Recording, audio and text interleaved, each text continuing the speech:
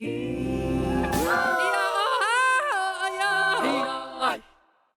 nation awaits an announcement from Taiwan's 3 opposition candidates about how, if at all, they will cooperate in the race for the presidency. An increasing number of public data leaks is exposing holes in Taiwan's cybersecurity. Japan is on high alert as North Korea launches satellites and tests ballistic missiles. Plus, angry residents push back against government plans to build a new resort on their tiny island.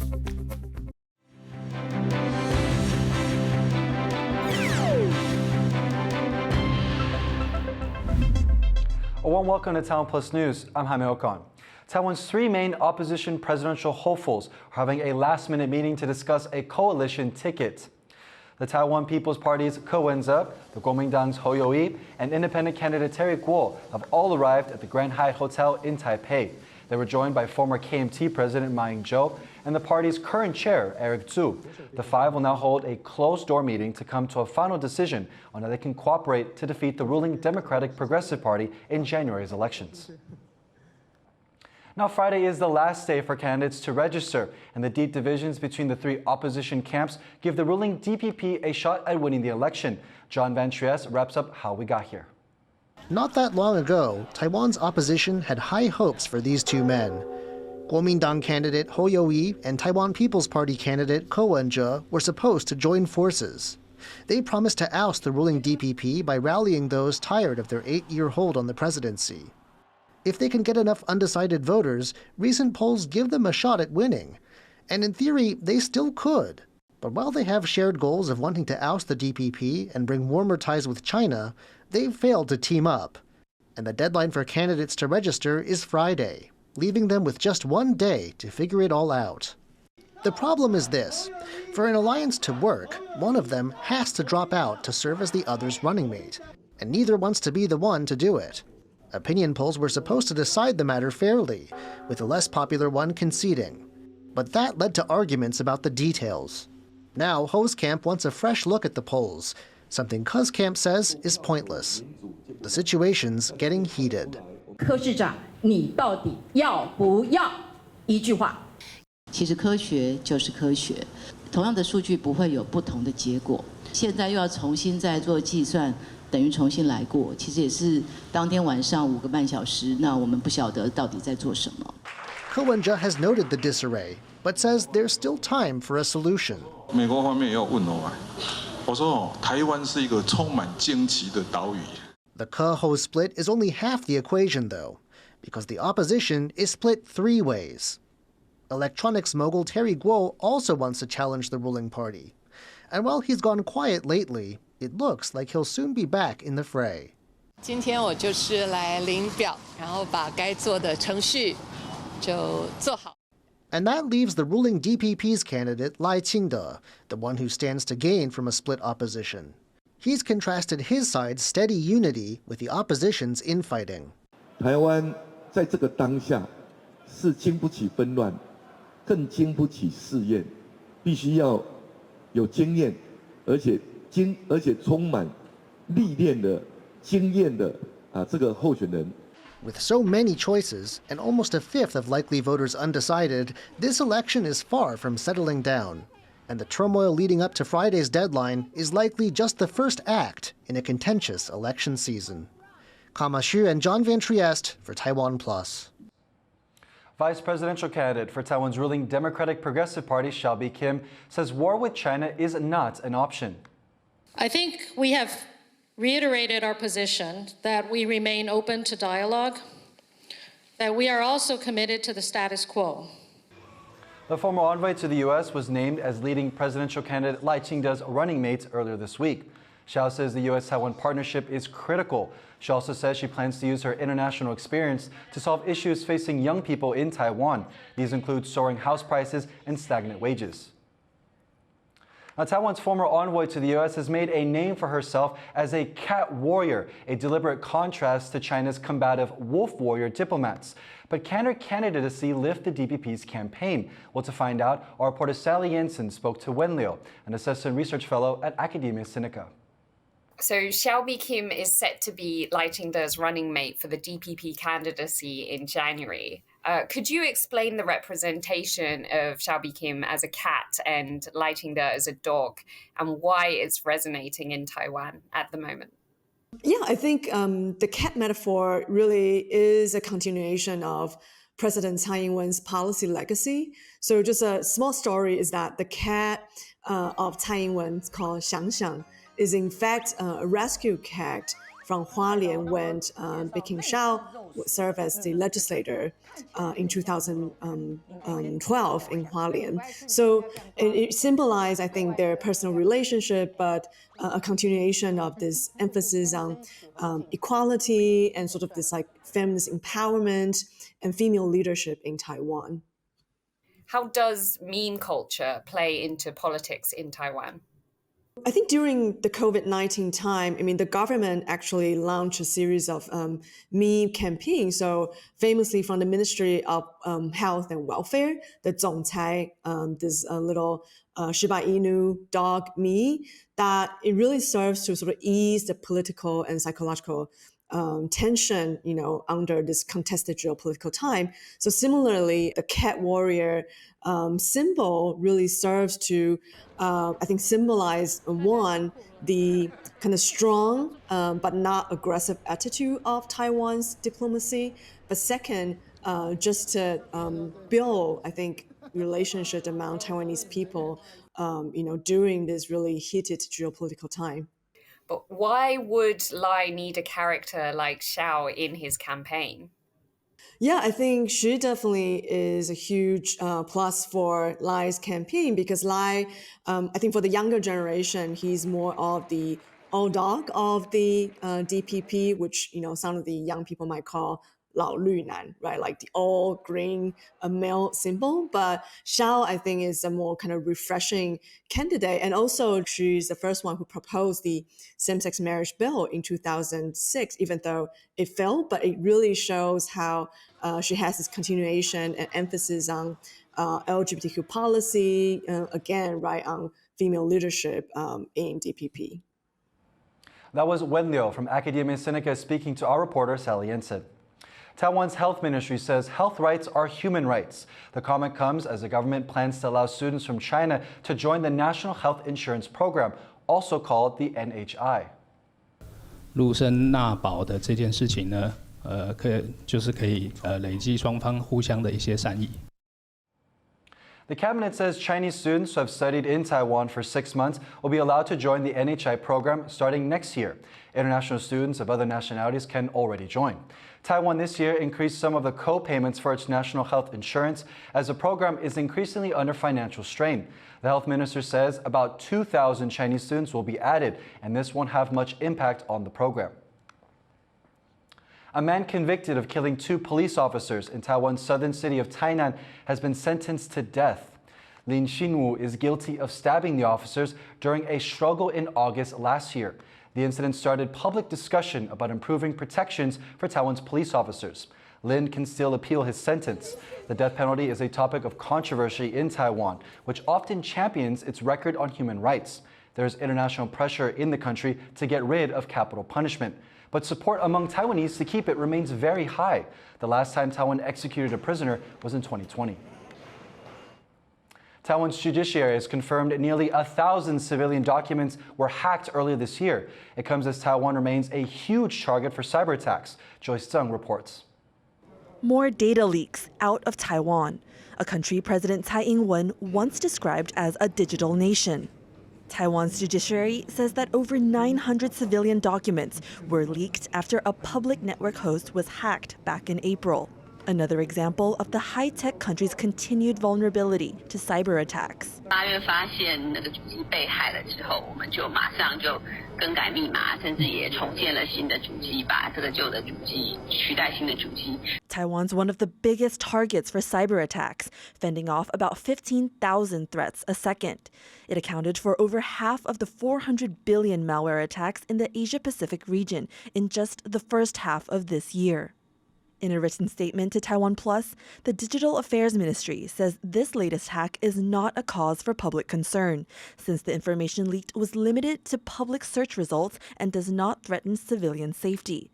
Tech analysts say that although this instance is considered mild, the growing number of breaches in Taiwan's cyberspace is concerning. The government alone has only limited capacity in dealing with cyber crimes. You see, because cyber crimes usually are transnational. To enhance the cooperation between the public sector and the private sector could enhance the general cybersecurity level of Taiwan. The private sector is already using its tools to protect Taiwan's digital space. For instance, California-based tech firm Palo Alto Networks has set up new cloud infrastructure in Taiwan, strengthening direct local access to its security services. Meanwhile, tech giant Google has pledged $1 million to help ramp up Taiwan's cybersecurity capabilities. Google 透过智慧台湾的计划，我们希望能够成为台湾最坚实的伙伴，能够协助台湾能够更安全、更稳健的持续的迈向亚洲矽谷的这个愿景。But it's still up to the government to make sure that these tools are being used properly and to ensure that the eyes in the sky monitoring Taiwan's cyberspace work transparently and effectively to protect the public. Chrisma and Joyson for TaiwanPlus. The Australian government has released a plan to protect residents and businesses from cybercrime. The measures, costing about $250 million, will give small businesses cyber health checks, increase cyber law enforcement, and toughen reporting rules for ransomware attacks. It comes after a spate of major cyber breaches and attacks. North Korea has tested a ballistic missile a day after South Korea suspended a peace agreement between the countries. The suspension came in response to claims that Pyongyang successfully launched a military satellite. We take a look at what this could mean for the region's security. Residents of Japan's Okinawa prefecture woke up to the sound of air raid sirens on Tuesday. They were triggered in response to North Korea launching what it claims is its first military satellite. The launch prompted South Korea to suspend a landmark peace agreement signed with the North in 2018 that said that both sides would cease all hostile acts towards one another. 남북 간 상호 신뢰가 회복될 때까지 9.19 군사 합의 효력의 일부를 정지하는 방안을 추진코자 합니다. 이는 우리 국가 안보를 위해 꼭 필요한 조치이자 최소한의 방어 조치입니다. The satellite launch comes as North Korea works to boost its missile and weapons program. Pyongyang has tested almost 40 missiles this year, and its leader Kim Jong-un has vowed to launch more. This increased aggression has led South Korea's allies like the US to increase their military presence around the Korean peninsula. Just hours after the satellite launch, a US aircraft carrier holding dozens of advanced fighter jets docked in South Korea to reaffirm Washington's security commitments in the region. The US-ROC alliance remains at a high level. We provide readiness to provide protection for the Republic of Korea against any threat, any adversary. This includes the full range of US defense capabilities. The US, South Korea, and neighboring Japan have recently boosted trilateral military exchanges in light of rising tensions from North Korea. Leaders from the three countries recently met at the Camp David summit in the US and pledged to work more closely on managing North Korean missile tests. A move analysts say should deter any escalation from the North. I think in really revitalizing the US-Japan-Korea trilateral and deepening and enhancing that security cooperation, you're actually filling what was a strategic hole in the security environment and increasing deterrence in that realm. Whether it's missiles or satellites, allies in the region are all working towards stopping North Korea's aggression to ensure these tests don't spill into actual conflict. The U.S. and the Philippines militaries are holding joint maritime and air patrols in waters near Taiwan. The patrol started in the Philippines' northernmost point, about 100 kilometers from Taiwan. They include aircraft from the Philippines and U.S., as well as Navy vessels. The patrols are likely to anger China, which claims most of the South China Sea and views Taiwan as part of its territory. Coming up, a forced same-sex marriage between the living and the dead. We explore an award-winning supernatural comedy film.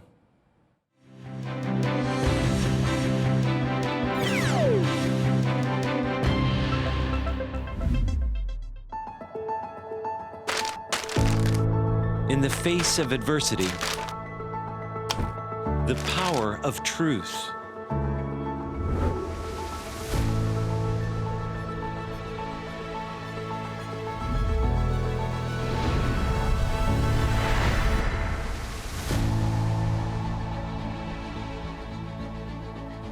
A roadmap for a just and open world. Charted by the freest country in Asia. 5, 4, 3, 2.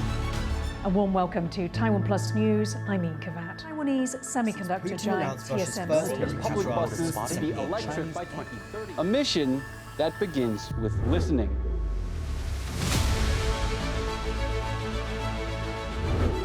And telling the stories of Taiwan. In Taipei for TaiwanPlus. Drawing insight from original thinkers. And sharing it with the world.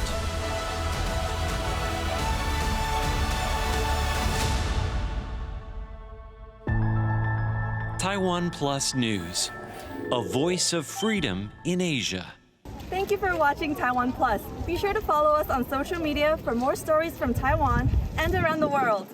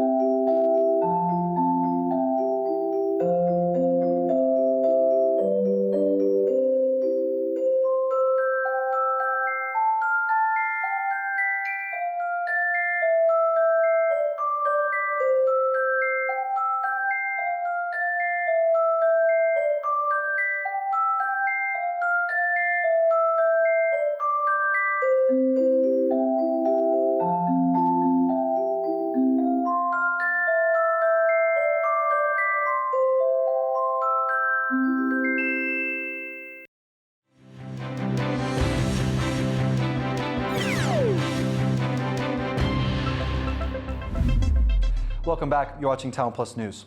Locals from one of Taiwan's most popular travel destinations are pushing back against government plans to build a new tourist resort on their tiny island. Tiffany Wong has this story.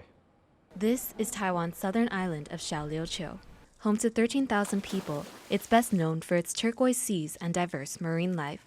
But an influx of visitors, 20,000 a day during peak season, has harmed the environment, driving the local government to push tourism to other sites.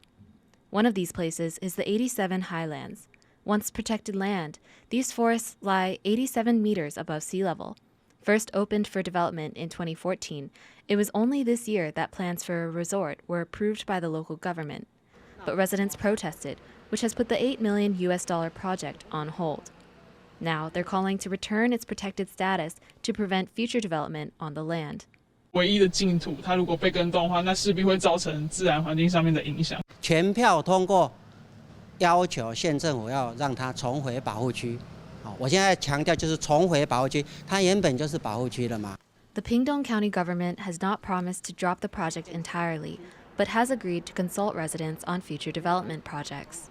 在未来的通盘检讨中，参酌乡亲的意见以及小琉球的都市发展的现况，以促进合适的土地使用。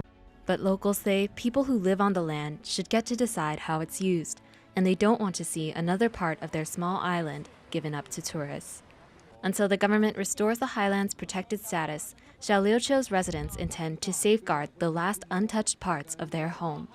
Patrick Chen and Tiffany Wong for TaiwanPlus. A water purification plant in the southeastern county of Taidong is the first in Taiwan to generate hydropower. The plant can generate electricity for more than 200 households per day using water that is later treated for household use. Officials say that the water remains clear and safe.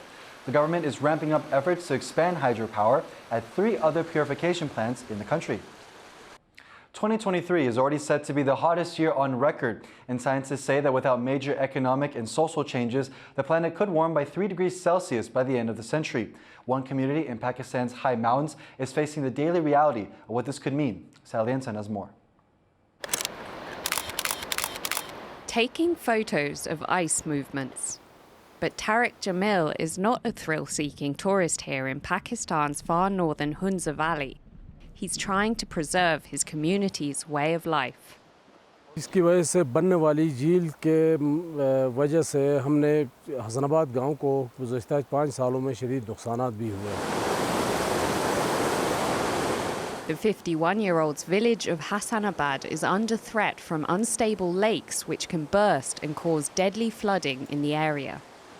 This is especially a problem in summer when the Shispa glacier melts and overfills the lake. The problem is felt throughout the valley. In a nearby village, this woman's 11-year-old son was swept away when the glacier burst in 2022. She's scared it will happen again. With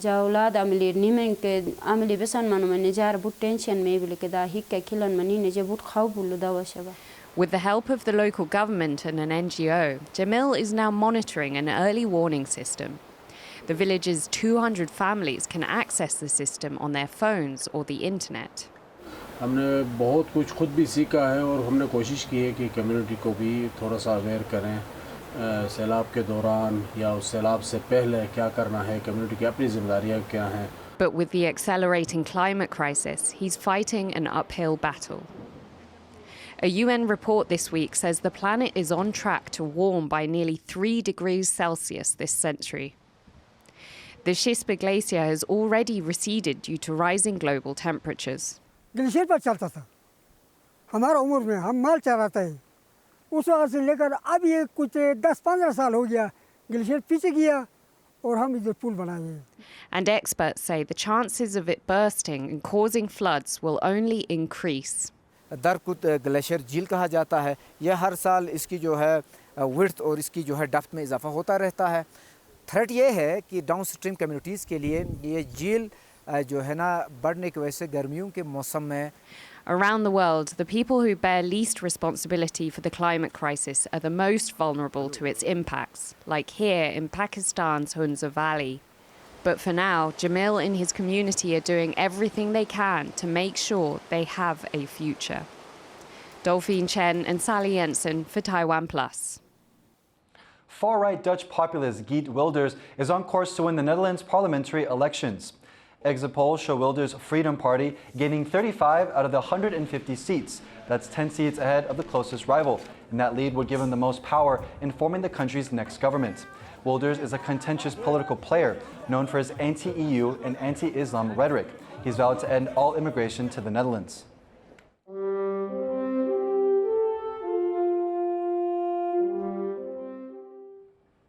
Taiwan's Oscars entry for Best International Feature, Marry My Dead Body, has won the Audience Award at the Asian World Film Festival in Los Angeles. The supernatural drama is about the marriage between a living police officer and a dead gay man. These so-called ghost marriages are part of traditional Chinese culture. The film touches on topics such as LGBTQ+ issues, crime, and police investigations. It's the first Taiwanese movie to win an award at the Asian World Film Festival. The film is also one of the frontrunners of this year's Golden Horse Awards. For more about this supernatural comedy, our reporter Yu Chen Lai spoke to the director, Chen Wei-hao. How would you describe Marry My Dead Body to an international audience? What we are truly conveying is about tearing off labels and breaking out of the stereotypes. And the most important thing is that no matter your gender or sexual orientation, all of us are the same in the face of love. Did you expect this film to receive such a positive reaction from the crowd? For me, it's a fantasy journey. They would say the movie is beautiful, unexpected, funny, and touching. I think after the COVID, people need the comfort of a comedy. And how do you feel about all of your nominations at the Golden Horse Awards and also representing Taiwan at the Oscars this year. The movie covers many social issues, but it is packaged as a genre which uses comedy to discuss serious topics. And the movie content represent Taiwan's contemporary significance. After the law was passed officially in Taiwan in 2019, Taiwan became the first region in Asia to pass same-sex marriage. And the movie strives to present the value of the gay marriage and the love after this event. This might be the reasons why the movie stands out. That was award-winning director Tsung Wei-hao speaking to our reporter Yu-Chen Lai. South Korean pop group Blackpink have been handed awards by King Charles at Buckingham Palace.